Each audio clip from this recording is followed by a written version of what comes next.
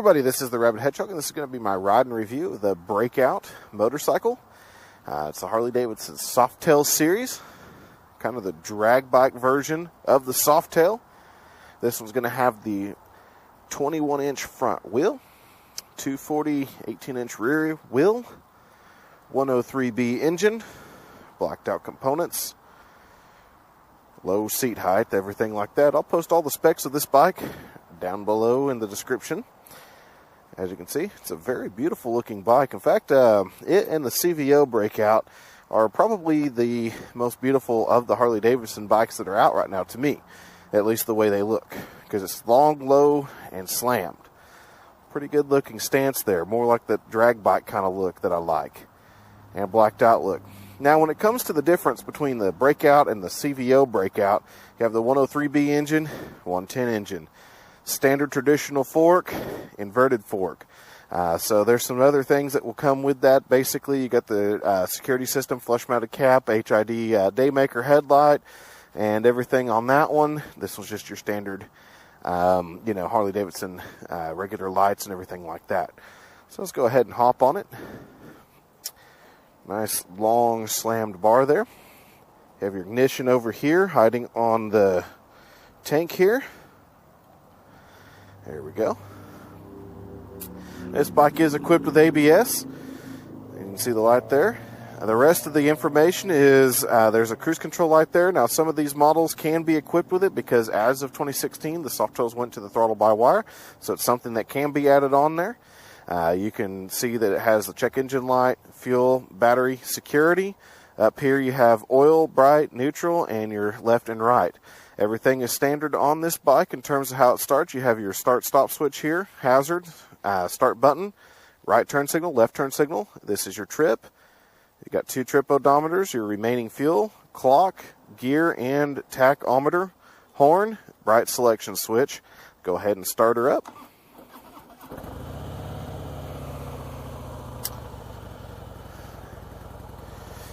As you can see, you get that no vibration out of this bike like you do with every single one of the bikes that are the 103B engine. Let's get going here. Also, unlike the CVO Breakout, the standard Breakout does not have a hydraulic clutch. So that is something to note as well. It just has the standard old cable. Go ahead and just cut out of here. Dodge whatever was dead there. Alrighty.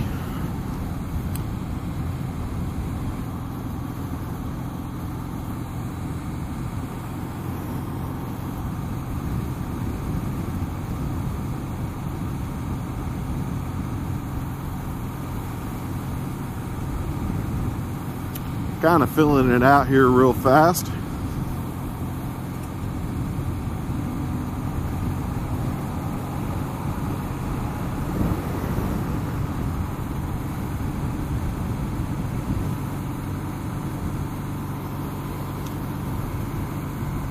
Okay, kind of on this initial ride here, the seating position on this bike is actually super comfortable for me. You do sit kind of into the bike, which I do kind of like the way that feels. You also have a feet forward position as well. Bike is a little bit wide, but it sets you out comfortably. And then the bars just kind of, as you can see, my arms just kind of drop and go straight toward them. Feels like a very natural position for me. Now, kind of on the steering geometry, this is not a flickable bike by any means. I will say that right now. When it comes to this one, it's got the 240 rear end, like I said a moment ago, and a 21-inch front wheel. And it definitely rides like it. I mean, it is a straight line bike only. As you can see, it takes a moment and hesitates between the flick. So it's definitely not as maneuverable as the Night Rod, which has a bigger 240 rear tire as well, just like this one. But the way that the Night Rod is laid out, the way the chassis is thinner, lighter, and a little bit taller, helps that bike out in terms of the flickability. And this one definitely is a lazier bike when it comes to the steering. We'll definitely check that here in a moment in this turn up here, or up ahead, up here. New word of the day. Up here.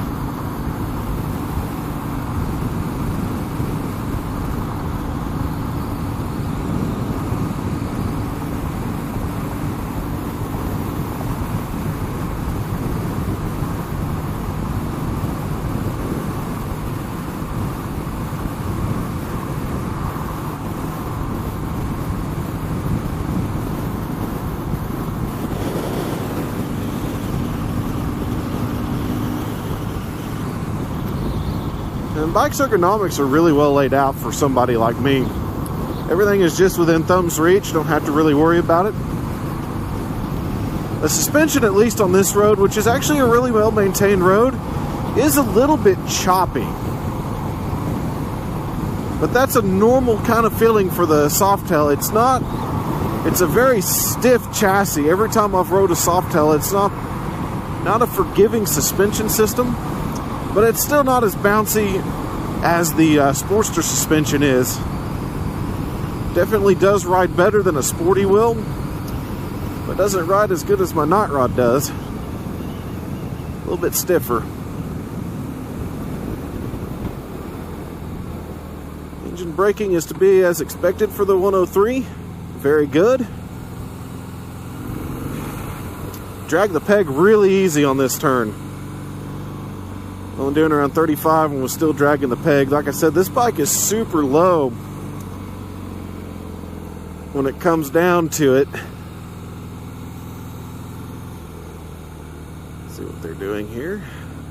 I'm going to go ahead and go away so I can test it on the city street here.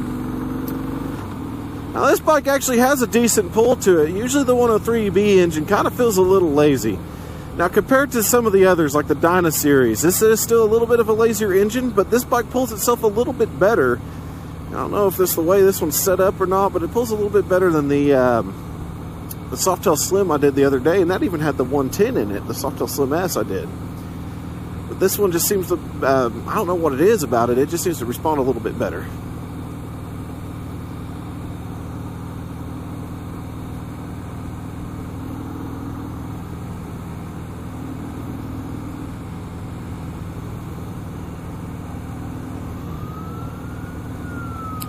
Kind of borrowing this broken road here just to see how it feels. And like I said, the suspension, I mean, it is a very decent suspension. Like I said, it's a little bit of a choppy ride, but it's not terrible. It's still compliant where you can ride, but it will bounce you out of the seat like right there.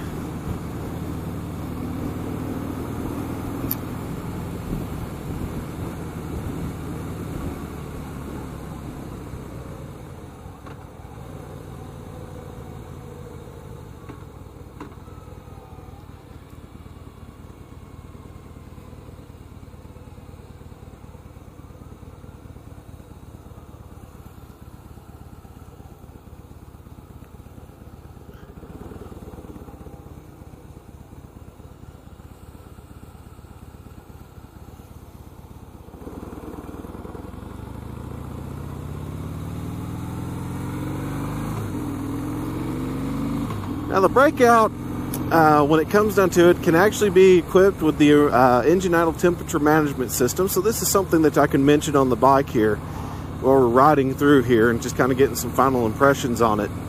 The engine idle temperature management systems for a day like today where it's in the 90s, and if you're sitting in traffic for a little bit too long, what it does is it actually will turn off the rear cylinder of the bike and idle only on the front. That way it takes a little bit of that heat off of you as the rider and even your passenger as well. The Breakout is actually set up to carry a passenger. The shocks on the bottom are adjustable for preload, but no other adjustments can be made to the front suspension or anything like that. Braking is very good on this bike as well. Just standard braking is good. It's an easy bike to balance too whenever you come up to a slow speed situation. Just whenever at a little bit higher speed, like I said, the steering head feels a little bit lazy. It's just the way the geometry is on this bike with that tall, thin front wheel and that big, fat rear. Oh, definitely. Bounces a little bit. Like I said, I like taking this road because it's bouncy and it lets you kind of see what the suspension is. Like I said, it's a choppy ride. It can definitely get you out of the seat, but it's a big, heavy motorcycle too, so it doesn't really phase the motorcycle at all. Like, you're able to hold on to it, doesn't throw the bars around. Just for you as the rider, it definitely translates into your body.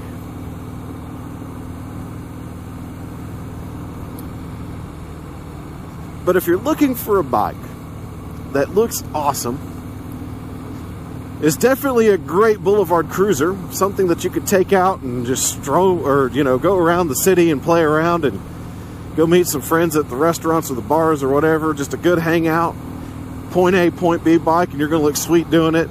This is definitely what this bike is for. I would say it's not for the long range. I would say it's definitely the boulevard cruiser. Jump between the bars, jump between the restaurants, go say hi to your friends at their house or whatever. Go hang out and do a little bit of a ride outside the city. But after that, it's not going to make it too long range. But still, a good bike overall. I mean, it's just one of those bikes that you'll have your touring bike sitting next to it, and this is your cruiser to go out there and play around on the town with. So that's my kind of final impression of the Breakout. It's a great bike and all. It's just something I wouldn't have, because it's kind of one of those bikes that I already have this kind, you know, one that's great to run around town with and zip around. But this is a great companion to your touring model if you just want a boulevard bruiser to go out there, enjoy some riding. Not going to be, you know, a bike that can hit the twisties that well, because you dive into even a turn like this and you're already scraping peg pretty much. I mean, it doesn't take very much to do it.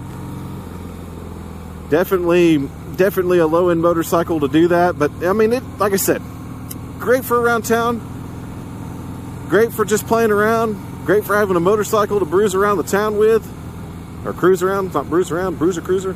I'm getting it all wrong today. But at any rate, this is the Rabid Hedgehog. If you have any more questions about the Breakout motorcycle, please leave them in the comments below and I'll be happy to help you out. This bike was provided by our nation, Harley-Davidson, for me to ride and enjoy.